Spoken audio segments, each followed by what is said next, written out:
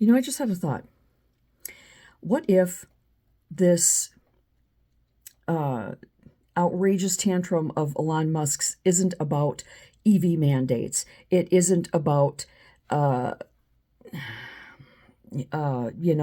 things they say it's about, the big beautiful bill and so on. What if it's about his ego? Because he said he was going to, in his 130 days, that he was going to find waste, fraud, and abuse to the tune of what, $2 trillion? And that he was going to hit that goal before he left after 130 days. What if all of this tantrum of his has to do not with EV mandates or the big beautiful bill, but what if it has to do with his ego getting bruised because he failed to meet his goal? When you're a narcissist and you get anything and everything you want 24/7 and you win because you say you win, and then here you are in front of the entire world, unfiltered and unedited, and you didn't reach your goal.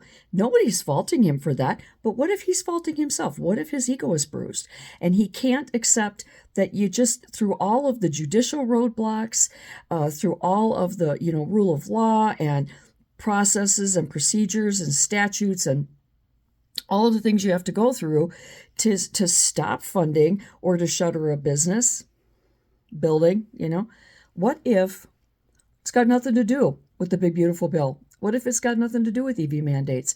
What if he is pissed off and he thinks that Trump or the Trump administration is at fault for him failing to reach his goal?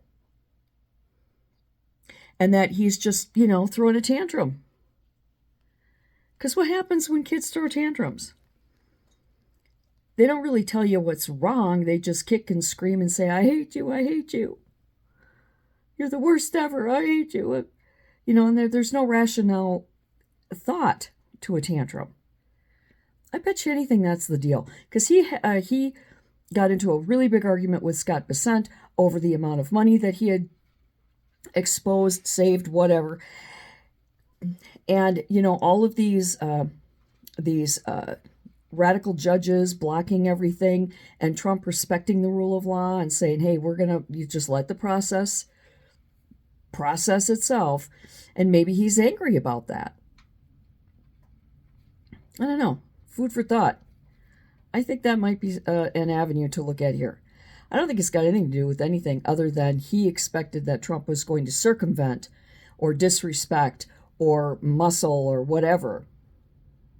I think that he had a different take on it. And when Trump decided to respect the rule of law and to follow process and procedure, I think that he got angry about that.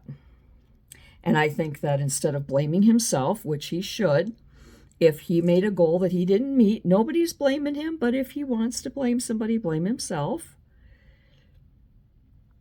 But, we got to think of something else here, because that Big Balls and all of those high school minions that work for Musk, that are Musk loyalists, that were handpicked by Musk, they're still holding their very high security levels in very, very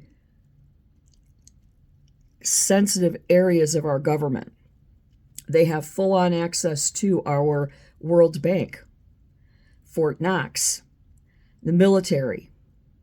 There are some of these little minions in the Pentagon ordering people around. Social Security, Medicaid, Medicare. All of his little minions are still walking around with their high security clearance, bossing people with that access. This is very concerning. This, to me, is a threat to national security. And if Trump and Musk cannot get their shit together, if they cannot sit down, arm wrestle it out or hug it out or whatever they got to do, then I think Big Balls and his minions need to be removed immediately, because it's a matter of national security. Yeah, so chew on that for a while, and until next time, do good and be good.